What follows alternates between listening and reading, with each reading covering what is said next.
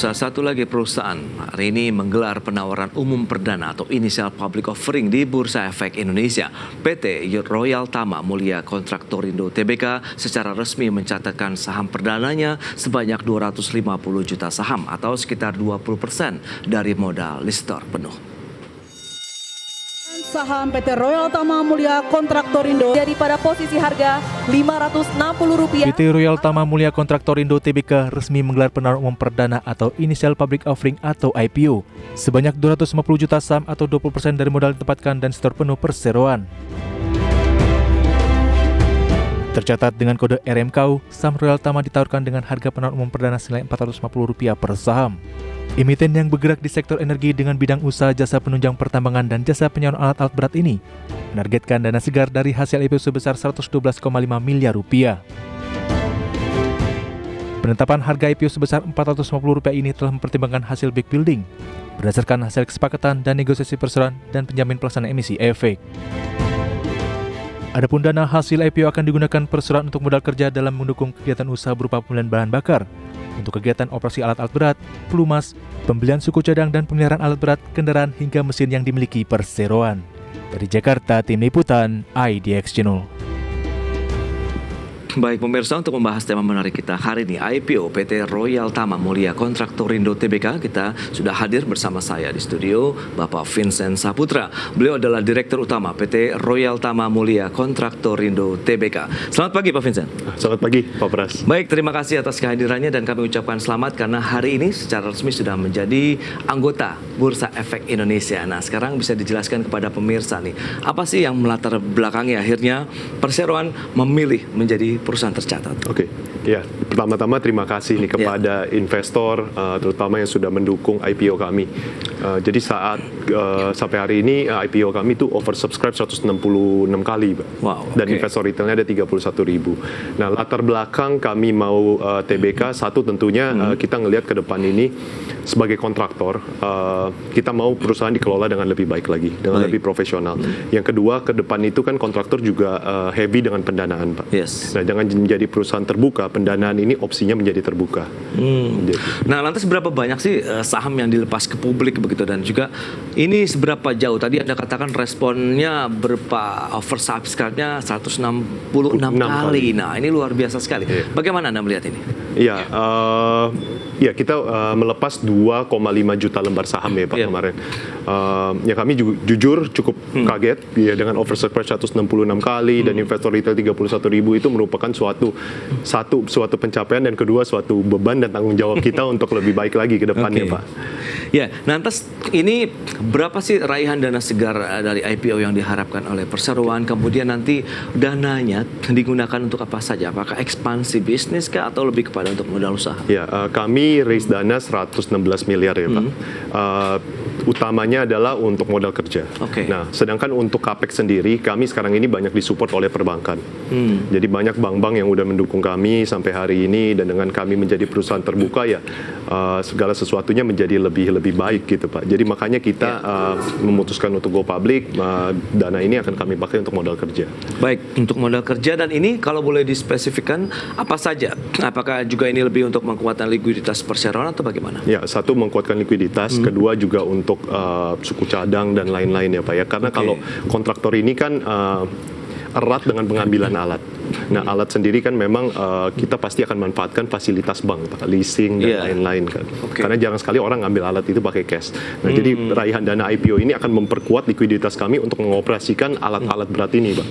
Baik, itu dia tadi memang kalau dilihat dari sisi pendanaan operasional banyak kan dari perbankan capex-nya begitu. Betul. Ya. Nah, kalau dilihat dengan kondisi seperti ini, apa yang bisa Anda sampaikan juga kepada pemirsa terkait dengan profil dari PT Royal Tama Mulia Kontraktorindo Tbk ini seperti apa sih perusahaan ini? Silakan. Ya, jadi kami memang fokus saat ini menopang kinerja grup ya Pak ya. Kami satu grup dengan RMKE, perusahaan tercatat juga. Yang kedua, kami juga melihat opsi untuk bekerja di non-grup. Jadi ada beberapa tambang tambang yang di sekitaran Muara Enim dan Lahat. Kami lagi analisa dan kami juga akan dalam waktu dekat kami akan kerja di situ. Kedua, tidak menutup kemungkinan kami juga akan kerja di wilayah-wilayah lain di luar dari Sumsel. Yang ketiga, kami menggunakan kontraktor ini untuk masuk ke industri baru, Pak. Artinya gini, kami memang background di industri pertambangan batu bara. Cuman komoditas kan banyak, Pak. Nah, kita ngelihat kontraktor ini kan lebih transferable knowledge-nya untuk industri yang lain. Nah, itu yang kami akan gunakan ke depannya ekspansi ke non batubara. Wow, jadi tidak hanya untuk dari komoditas pertambangan saja, nanti ekspansinya bahkan ke komoditas lain, karena memang bicara mengenai kontraktor ya, ini kan mereka bisa mengerjakan apa saja begitu ya, proyek apapun bisa mereka lakukan. Nah, ini ekspansi kemana nih kalau misalnya tidak hanya di wilayah Sumatera, berarti bahkan ke luas wilayah lain atau provinsi lain misalnya? Provinsi lain, Pak. Kami lagi review 2 proyek di Jambi. Terus ada juga kami ngelihat 2 proyek di Kalimantan. Dan di luar dari batubara sendiri, ya kami ada berbicara dengan satu perusahaan tambang nikel, Pak, di Sulawesi untuk menyediakan penyewaan alat berat dulu, Pak. Wow, berarti Kalimantan, kemudian Sulawesi ini juga menjadi salah satu wilayah yang disasar untuk ekspansi bisnis dan juga operasional perseroan. Nah, lantas bagaimana dengan kinerjanya nih kalau bisa disampaikan juga nih? Pendapatan, laba bersihnya sejauh ini apakah terus positif? Terus positif, Pak. Tahun ini kami menargetkan pendapatan 680 miliar. Dengan laba bersih sekitar 70 sampai 80 miliar. Di tahun depan kami menargetkan 1,1 triliun, Pak, dengan laba bersih mendekati 200 miliar. Wow, makin ekspansi nampaknya. Nah, apa yang membuat Anda cukup yakin, Pak Vincent, ya, terkait dengan target-target tadi pendapatan perseroan, kemudian laba bersih yang nampaknya dari sekitar 70 sampai dengan 80 miliar melonjak sampai ratusan miliar begitu tahun depan? Ya, jadi memang kontraktor RMKO ini pekerjaannya cukup captive, Pak. Karena banyak tambang-tambang di Sumsel ini tidak bisa keluar kalau tidak melewati fasilitas RMKE. Nah, di situ kami sinergikan antar grup, Pak. Kalau mereka mau menggunakan fasilitas RMKE, salah satu persyaratannya kontraktor kami mungkin bekerja juga di tambang-tambang tersebut. Baik. Termasuk saat kami pindah-pindah ke wilayah lain, ya kami juga menggunakan infrastruktur yang kami udah buat. Di Jambi, grup kami pun juga ada pelabuhan, infrastruktur yang lain. Nah, di situ kontraktor kita bisa masuk untuk mendukung kinerja dari grup-grup yang lain. Beberapa waktu lalu kan sempat hangat kalau kita lihat informasi ataupun pemberitaan ya terkait dengan suku cadang nih agak terbatas untuk alat-alat berat. Ini bagaimana dari perseroan? Apakah sudah menyiapkan, mengingat ini kan sudah ada rencana bisnis yang panjang nih, berarti ketersediaan suku cadangnya juga sudah amankah begitu? Betul. Ya, kami memang sudah planning kan, Pak. Secara policy grup sebisa mungkin kami minimalkan variasi dari merek alat, Pak. Karena kalau merek alat terlalu banyak variasi, otomatis suku cadang yang perlu kami siapkan juga cukup banyak. Nah, makanya kami coba meminimalkan merek-merek tertentu yang suku cadangnya jelas, yang after service-nya juga baik. Nah, di situ kami banyak memakai barang dari perusahaan-perusahaan tersebut. Wow, strateginya nampaknya efektif ya, menggunakan beragam merek. Justru dengan ini menjadi salah satu hal yang menguntungkan dari ketersediaan suku cadangnya. Karena kalau misalnya merek ini sedang langka, yang satu bisa menjadi salah satu penyuplainya begitu, atau pendorong ya. Nah, lantas bagaimana Anda melihat dengan tahun 2023 tantangannya dari kontraktor di industri pertambangan, dan kapan sih akan dimulai kalau misalnya mau menyasar komoditas lain lah misalnya? Sekarang ini memang kita fokus di batu bara ya, Pak ya. Kalau mengenai tantangannya sendiri, ya harga komoditas ini kan naik turun. Tapi karena proyek kita cukup captive dan beberapa tambang itu tergantung dengan fasilitas yang sudah didirikan oleh grup kami. Nah, di situ kami punya leverage yang cukup tinggi. Nah, kedua, untuk industri lain ya kami targetkan di tahun depan sudah mulai ada sedikit kontribusi revenue dari industri yang lain, Pak. Backbone berarti masih banyak di wilayah Sumatera kah? Betul, Pak. Backbone masih banyak di wilayah Sumatera Selatan. Baik, jadi untuk Sumatera Selatan. Nah, lantas bagaimana dengan subsektor lain yang disasar oleh perseroan begitu? Apakah ini bisa menjadi salah satu penopang kinerja pendapatan atau dan lain-lain? Ya, termasuk salah satunya salah satu revenue stream kami adalah rental alat, Pak. Nah, kami lagi mau trial rental alat ke perusahaan nikel atau perusahaan lain. Nah, di situ kami akan masuk pertama rental dulu. Pelan-pelan kami akan belajar industrinya, bagaimana pekerjaannya, teknisnya dan lain-lain. Nggak menutup kemungkinan ke depannya kami akan jadi kontraktor di salah satu tambang tersebut. Oke, nah kalau bicara mengenai bisnis rental alat ini kan juga kan persaingannya cukup ketat nih Pak Vincent. Dan ini bagaimana strateginya? Mengingat kan Anda katakan oke lah kita bisa memanfaatkan jaringan grup besar gitu misalnya. Nah ini bagaimana kalau dari sisi tingkat persaingan bisnis? Ya, kalau persaingan yang kita lihat sekarang ya Pak, alat ini kan juga cukup banyak diminati. Jadi banyak juga kompetisi untuk pengambilan alat dan backlognya itu juga cukup lama Pak. Jadi kalau kita memiliki alat yang standby, kita memiliki reputasi yang baik, banyak pertambangan ya, terutama IUP tambang ini lebih memilih ke kita.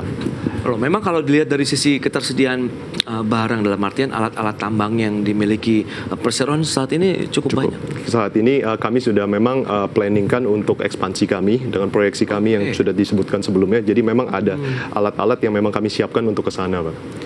Oh, nah lantas bagaimana dengan tadi distribusi dan lain-lain? Mengingat kan Anda banyak di Sumatera Selatan, kemudian pendistribusian itu apalagi alat-alat pertambangan kan besar-besar begitu. Betul, nah ini jadi tantangan tersendiri tidak? Ya memang kami sudah di industri ini lebih dari 15 tahun Pak. Kami sudah memplanningkan segala sesuatu. Tim kami juga pun sudah cukup kompeten dalam melakukan hal itu, Pak. Baik, lantas di tahun 2023 ini kan sudah masuk ke semester kedua begitu. Target yang bisa Anda sampaikan juga kepada pemirsa di paling tidak sisa akhir tahun ini bagaimana? Ya, kami akan inline dengan proyeksi kami ya Pak ya. Yang tadi pendapatan 680 miliar dengan bottom line di 70 sampai 80 miliar. Baik, nah bicara mengenai kondisi global saat ini juga tengah mengalami tekanan ekonomi, kemudian harga batu bara yang fluktuatif begitu ya belakangan ini. Apakah ini menjadi suatu hal yang sudah disiasati nantinya? Kita akan bahas nanti di segmen berikutnya. Kita akan jeda dulu sebentar. Kami segera kembali.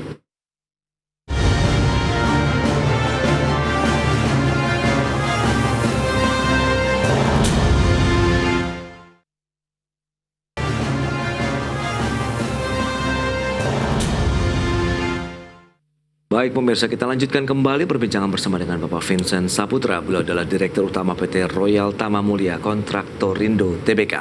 Ya Pak Vincent, kalau bicara mengenai sektor pertambangan, kita tahu windfall commodity itu sudah lewat begitu, dan fluktuasi dari pergerakan harga komoditasnya juga kan lumayan kencang nih belakangan ini. Apakah ini yang membuat satu tantangan tersendiri, kemudian di situ ada tercipta peluang baru atau bagaimana nih Pak Vincent? Ya, memang harga batu bara yang naik turun ini kan menjadi tantangan tersendiri ya Pak ya. Tapi sebagai kontraktor kita konsepnya adalah kita harus bekerja dengan efisien. Dengan kita bekerja dengan efisien, cost yang efisien, tentunya kami akan lebih kompetitif. Nah, yang satu kami juga kerja banyak support dari tambang di grup Pak. Nah, di situ juga secara kontrak lebih captive dan lebih pasti. Kedua, kami fokus juga ke tambang-tambang yang memerlukan fasilitas dari grup kami. Jadi memerlukan jalan kami, memerlukan pelabuhan kami. Nah, di situ kita akan ada sinergi gitu loh Pak. Jadi kami bisa lebih mengamankan pendapatan dan menstabilkan cash flow kita. Oh, berarti tidak hanya berfokus kepada kontraktornya saja, tapi Anda melihat kan ada infrastruktur di sana nih. Kalau saya pantau ini apa saja nih yang bisa menjadi peluang kalau nanti bekerja sama dengan perusahaan tambang lainnya begitu di wilayah sekitarnya begitu. Jadi salah satu grup kami RMKE itu membangun fasilitas Pak. Jadi kami punya stasiun muat, punya stasiun bongkar kereta api dan sudah bersinergi cukup lama dengan kereta api juga. Nah, tahun ini RMKE akan bekerja sama dengan PTBA Pak. Dengan PTBA, Bukit Asam di Tanjung Enim. Jadi ada satu wilayah PTBA yang sebelumnya belum berproduksi. Nah, itu akan connect langsung dengan jalan kami. Nah, di situ RMKO bisa masuk sebagai kontraktor hauling dan juga untuk melakukan aktivitas di emplasementnya itu sendiri, Pak. Wow, ini berarti ada satu lagi peluang nih penambahan cuan bagi perseroan ke depan kalau kita lihat dengan tadi kerjasama dengan perusahaan tambang besar kalau kita bicara mengenai PTBA. Nah, kansnya sendiri bagaimana kalau memang itu menjadi salah satu sumber nanti ya pendapatan bagi perseroan dengan upaya-upaya ekspansi bisnis yang sudah Anda rencanakan? Ya, cukup tinggi ya Pak ya, karena kami udah sign MOU juga grup kami dengan PTBA dan juga sekarang tinggal menunggu operasional karena jalan sudah hampir selesai dibangun. Targetnya di Q3, Q4 ini paling lambat Pak jalan itu sudah bisa dioperasikan. Pendistribusian barang-barang tambang yang dihasilkan yang menggunakan jasa perseroan itu kemana saja biasanya untuk distribusinya? Biasanya sih jadi batu bara dibawa dari tambang, dibawa ke pelabuhan kami, habis itu dikapalkan majority untuk ekspor, sebagian memang untuk support domestik Pak. Bahan itu kebanyakan menggunakan fasilitas yang Fasilitas dimiliki kita, betul. Perseroan. Dan menggunakan kereta api juga. Oke, nah ini apalagi benefit yang bisa ditawarkan kepada pemirsa investor pasar modal ya terkait dengan mereka apabila memang benar-benar menjadi salah satu dari investor yang membuat oversubscribe sampai dengan 166 kali. Ya, satu proyek kami sangat captive ya Pak ya. Kedua kami juga bekerja sama dengan tambang-tambang besar. Jadi di grup kami RMKI itu customer-nya termasuk Adaro, PTBA pun customer kami, ada beberapa grup besar juga customer kami. Nah di situ kan akan ada potensi untuk kami bekerja sama lebih dalam lagi Pak dari sisi kontraktor di RMKO ini. Kedua, RMKO ini nggak menutup kemungkinan akan ekspansi ke wilayah lainnya Pak, di luar dari Sumatera Selatan. Jadi bisa ke Jambi, bisa ke Kalimantan. Dan ketiga, kami juga bisa mengerjakan komoditas lain Pak. Apakah nikel, mangan, boksit, yang lain-lain. Nah, itu kalau kita tarik lebih luas lagi dengan program hilirisasi dari pertambangan ya yang dilakukan oleh pemerintah, apakah ini justru menjadi berkah buat perseroan? Kami melihat gitu Pak, itu menjadi berkah tersendiri bagi kami. Memang kami sekarang ini fokus di batu bara, tapi kami juga mau bertransformasi bukan hanya fokus di batu bara. Hopefully di 5-6 tahun ke depan itu revenue mix kami udah cukup balance antara batu bara dan komoditas lainnya Pak. Wow, berarti memang sudah direncanakan sejak awal begitu ya dengan tadi diversifikasi lah komoditas begitu ya yang disasar ya menjadi operasional perseroan. Wah, ini menarik pemirsa. Nah, 2023, 2024 tantangannya kan masih sama, global, kemudian di dalam negeri. Nah, Anda melihat lebih besar mana? Kalau kita melihat ya Pak ya saat ini ekonomi Indonesia cukup baik ya, ya. Karena ditopang komoditi juga, daya beli masyarakat juga mulai membaik di sini ya. Kalau kita ngelihat justru di dalam negeri akan cukup kuat Pak. Mungkin kalaupun akan ada gejolak lebih ke arah dari luar ya Pak ya. Berdampak nggak sih kalau kita lihat dengan kondisi ekonomi global yang sedang tertekan kan? Banyak juga negara-negara tujuan ekspornya batu bara Indonesia pun sedang mengalami tekanan. Mungkin secara harga akan berpengaruh, tetapi kita ngelihat Pak penggunaan batu bara dalam negeri sendiri di tahun depan itu udah cukup banyak. Tahun ini kan sekitar kurang lebih 200 juta untuk dalam negeri. Total produksi kan sekitar 600-700 juta di Indonesia Pak. Sisanya kan berarti ekspor. Nah tahun depan itu bisa 200 sampai 250 juta Pak penggunaannya. Jadi ada kenaikan kurang lebih 50 juta dibandingkan tahun ini. Nah di situ kan otomatis kita nggak ngelihat produksi tambang-tambang ini bisa naik secara signifikan seperti itu kan Pak. Nah itu mungkin saja akan terjadi sedikit mismatch di demand sama supply. Jadi bisa aja nanti harga batu bara mungkin mulai rally lagi sedikit. Tapi sejauh apa kami juga nggak tahu. Iya. Nah, bicara mengenai pergerakan harga batu baranya ini berdampak tidak sih dengan biaya yang harus dikeluarkan oleh penyewa misalnya? Kalau sekarang ini sih belum ya Pak ya, karena kami memang ada satu base nilai, base kontrak dan ada fuel adjustment. Justru yang berpengaruh itu harga minyak Pak. Kalau minyak itu BBM naik, BBM, minyak naik atau turun itu ada penyesuaian di nilai kontrak Pak. Memang berapa besar dari operasional perseroan begitu ya untuk entah itu kontraktornya, angkutannya begitu? Itu bisa sampai 30% Pak. 30%. Jadi dampaknya besar 30%. Ya. Jadi saat nanti harga minyak mengalami penurunan, otomatis harga kontrak kita pun menurun. Nanti saat kenaikan ya otomatis ada kenaikan sedikit. Dan sejauh ini bagaimana Anda melihatnya itu menjadi tantangan tersendiri buat cash flow misalnya perseroan?